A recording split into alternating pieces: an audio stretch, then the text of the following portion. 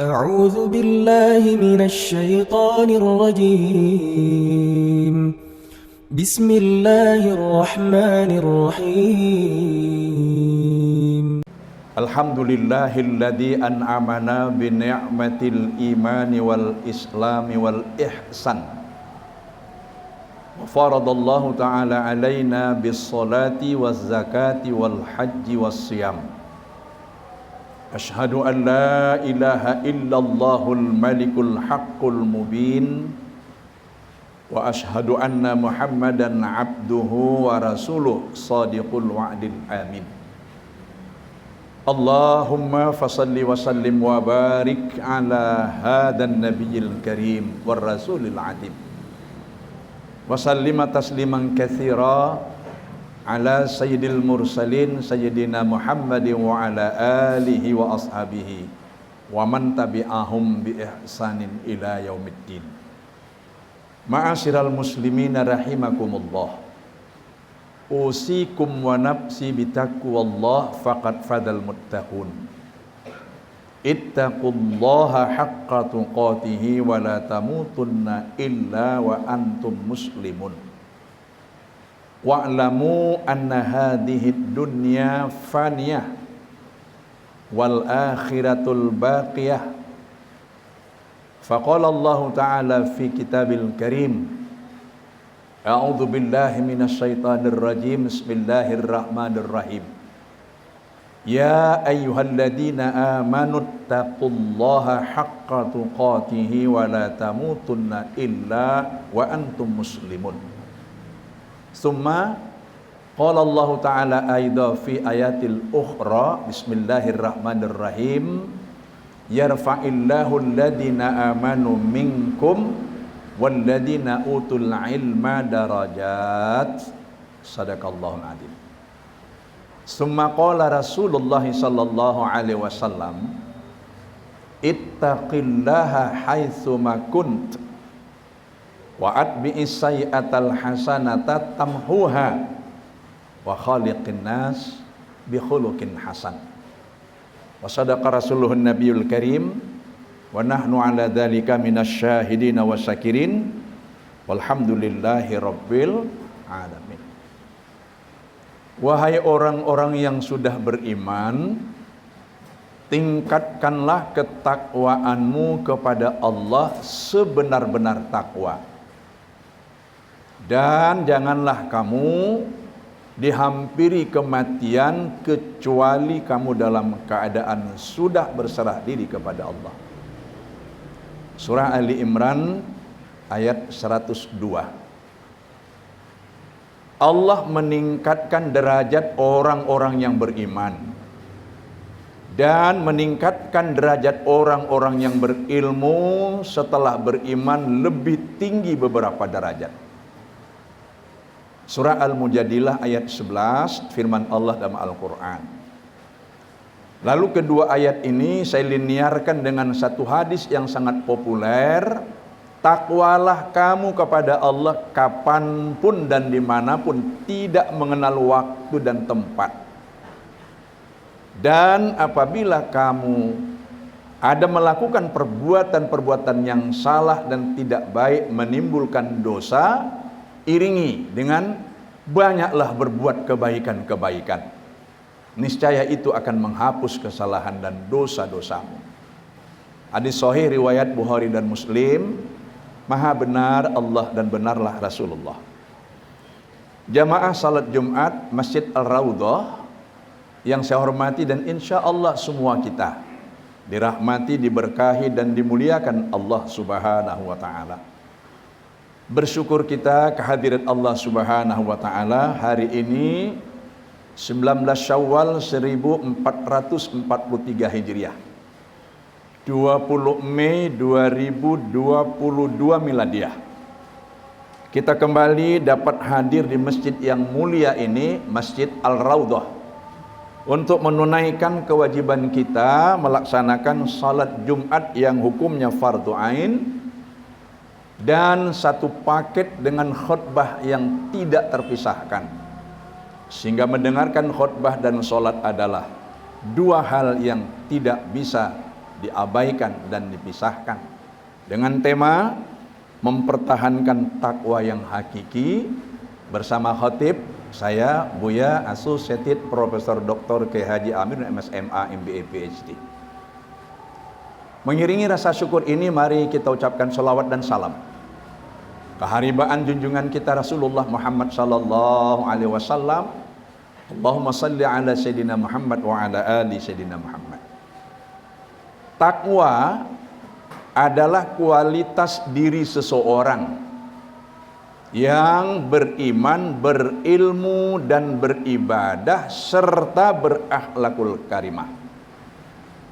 Oleh karena itu, dalam teori pendidikan, takwa tidak ada jenjang karena tidak dapat diukur secara kuantitatif, melainkan dia adalah kualitas yang bersumber dari iman yang kuat, ilmu yang diamalkan, ibadah yang tulus dan ikhlas, serta terpancar dalam akhlak yang mulia. Oleh karena itulah, apabila ada orang menyusun jenjang takwa itu bertingkat-tingkat, ini takwa semu, bukan takwa yang sesungguhnya. Misalnya takwa dalam penampilan, karena kebetulan merek bajunya takwa. Takwa karena kepentingan. Takwa secara temporer, secara musiman. Dan takwa hanya sebagai gelar atau sesuatu yang diperlukan untuk suatu jabatan. Karena pernah di Republik ini persyaratan menjadi pejabat itu adalah takwa, sementara ada pejabat yang non muslim, dan kata-kata takwa adalah kosakata dalam Al-Quran, tidak dikenal dalam agama lain. Oleh karena itu kita jangan terpedaya apalagi terkecoh dengan takwa yang kuantitatif itu. Tapi marilah kita terus berupaya menjadi orang yang takwa sebenar-benar takwa. Apakah itu? Takwa yang dididik dengan ajaran syariat Islam, lalu kita amalkan dengan patuh, taat, serta diiringi dengan rasa kapanpun dimanapun kita dalam kebersamaan dengan Allah Subhanahu wa ta'ala. Salah satu syariat Islam yang konsepsional Allah turunkan kepada kita lewat Nabi Muhammad sallallahu alaihi wasallam ialah rukun Islam yang 5, yaitu ibadah saum atau berpuasa. Ini sudah kita lakukan 19 hari yang lalu, dan saya yakin kita semua telah menjadi orang yang bertakwa. Karena dengan berpuasa itu kita memerlukan ilmu, memerlukan iman yang kuat, serta ada rasa kapanpun dan dimanapun kita, Allah tetap melihat kita, mengawasi kita. Inilah yang dikatakan muraqabah, rasa diawasi oleh Allah, atau feeling being watched by God, rasa diawasi oleh Allah Subhanahu wa ta'ala. Ketika kita berpuasa, khususnya di bulan Ramadan, tidak ada tempat bagi kita yang tidak diawasi oleh Allah. Maka ketika seseorang berwuduk, mengambil sunat wuduk, berkumur-kumur, air masuk ke mulutnya, dia tidak sedikit pun menelannya melewati tenggorokan. Begitu hebatnya pendidikan puasa ini. Oleh karenanya, di Yayasan Pendidikan Syafiatul Amaliyah yang menyelenggarakan pendidikan berbasis Islam, tentu saja kita optimis.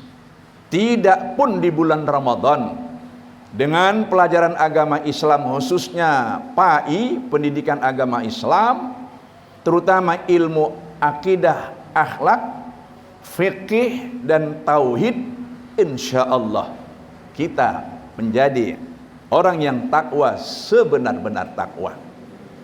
Jadi kuncinya di mana, Bu ya? Kuncinya adalah berdasarkan ilmu agama yang kita amalkan dengan tulus dan ikhlas karena ada rasa diawasi oleh Allah. Rasa itu bukan pekerjaan otak atau brain, bukan pekerjaan otot atau tulang, tapi pekerjaan kolbu. Maka disitulah diperlukan latihan-latihan mengasah kolbu, yaitu zikir. Salat adalah zikir, tetapi waktu salat hanya 5 waktu yang fardu: zuhur, asar, maghrib, isya, subuh. Apakah setelah selesai salat lalu kita tidak ingat Allah lagi? Padahal dalam salat itu kita melakukan 3 aktivitas secara simultan. Melakukan gerakan salat mulai dari berdiri, ruku', i'tidal, kemudian sujud, yang kita lakukan berulang-ulang setiap hari disebut dengan repeated action. Lalu ada bacaan yang diulang-ulang, surah Al-Fatihah utamanya. 17 rakaat salat fardu sehari semalam, berarti 17 kali kita mengulang-ulangnya. Tetapi setiap kali selesai salat diakhiri dengan mengucapkan salam, assalamualaikum warahmatullahi wabarakatuh. Kadang-kadang tidak tampak lagi bekas pelaksanaan salat itu dalam pribadi muslim, karena ada istilah salat juga, berbuat salah jalan terus. Di mana yang salah ini?